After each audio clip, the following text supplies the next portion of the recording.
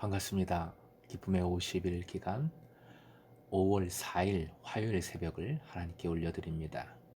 함께 나의 영원하신 기업 찬송가 435장 부르십니다.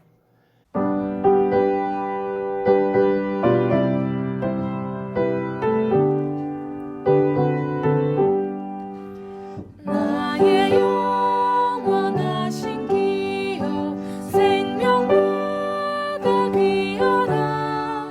나의 갈 길 가나니로 나와 동행하소서. 주께로 가까이 주께로 가오니 나의 갈 길 가나니로 나와 동행하소서. 어두운 골짝 지나가며 험한 바다 건너서 천국 문에 이르러 나와 동행하소서. 주께로 가까이 주께로 가오니 나의 갈 길 가나니로 나와 동행하소서. 아멘. 오늘 허락하신 하나님 말씀 창세기 5장 21절부터 24절까지의 말씀입니다. 함께 말씀을 읽겠습니다. 에녹은 65세에 무드셀라를 낳았고 무드셀라를 낳은 후 300년을 하나님과 동행하며 자녀들을 낳았으며 그는 365세를 살았더라. 에녹이 하나님과 동행하더니 하나님이 그를 데려가심으로 세상에 있지 아니하였더라. 아멘. 오늘의 기도 제목, 하나님이 주관하시고 하나님을 증거하는 삶으로 기쁨이 가득하게 하소서. 하나님이 주관하시고 하나님을 증거하는 삶으로 기쁨이 가득하게 하소서. 본문은 아담의 계보 중 셋의 자손 에녹에 관한 말씀입니다. 22절에 참 중요하고도 귀한 표현이 나옵니다. 화면 보시고 함께요. 300년을 하나님과 동행하며. 하나님과 동행함이라는 말씀은 24절에도 반복이 됩니다. 에녹의 독특함은 이 표현에 잘 나타납니다. 동행하다, 원어로 할라크라는 동사인데요. 걷다라는 뜻입니다. 누구와 걸었냐 하는 것이 중요합니다. 에녹은 하나님과 함께 걸었습니다. 또 동행함 할라크는 산책하다의 뜻이 있습니다. 산책을 4박 5일 하는 사람 없습니다. 산책은 짧습니다. 실제 그는 계보에서 가장 짧은 삶을 살았는데 얼마나 오래 살았는가 보다는 어떻게 살았는가 하는 것이 중요하고 복의 동력이 됨을 잘 보여줍니다. 에녹은 하나님과 300년을 산책하듯 살아낸 사람입니다. 산책하듯 즐겁게 행복하게 하나님과 깊은 코이노니아를 이룬 사람이지요. 더구나 아들을 낳고 그렇게 동행했습니다. 그의 삶 자체가 자녀에게 가장 큰 신앙 교육이 되었을 겁니다. 하나님과 동행했다는 거듭된 말씀은 하나님의 관점으로서 하나님께 에녹의 삶이 얼마나 귀했던가를 잘 느끼게 합니다. 에녹의 삶에 나타난 두 번째 특징은 어제 마태복음 처음에 나온 예수님의 계보를 확인했죠. 예수님의 계보의 특징이 죽었다는 표현이 없다는 것임을 살폈습니다. 바로 에녹도 동일한 특징을 갖습니다. 죽었더라 라는 말씀이 없어요. 대신 화면 보시고 함께요. 시작. 하나님이 그를 데려가심으로 세상에 있지 아니하였더라. 큐티집에 적은 히브리서 11장 5절 말씀처럼 에녹은 주님과 동행함으로 죽음을 보지 않고 하나님 나라로 옮겨졌습니다. 하나님이 데려가셨습니다. 마치 사랑하는 이와 기쁘게 담소를 나누다 보니 목적지에 벌써 다 왔네 하는 느낌입니다. 정말 산책하듯 살다가 본향 목적지로 돌아온 것, 도착한 것이지요. 이쯤에서 아담의 전체 계보를 가인의 계보와 비교를 해보고자 합니다. 한마디로 가인 쪽은 화려하고 아담 쪽은 아무것도 없습니다. 가인 자손에게는 찬란한 문명과 문화가 있었지요. 그런데 하나님은 없었습니다. 가인의 계보에는 하나님 또는 하나님과 관련된 어떤 칭호도 나타나지 않습니다. 라멕이 가인 계보의 정점이라고 할 수 있는데 말씀으로 기억을 되짚어 봅니다. 창세기 4장 24절 화면 보시고 함께 읽겠습니다. 가인을 해친 사람이 7갑절로 보복을 받는다면 라멕을 해치는 사람은 77갑절로 보복을 받으리라. 오로지 자기 중심성, 과한 폭력성만 나타납니다. 반면 아담 계보의 정점은 오늘 본문의 에녹입니다. 가인의 자손에 비하면 아무것도 없어요. 빈약합니다. 그런데 하나님이 계십니다.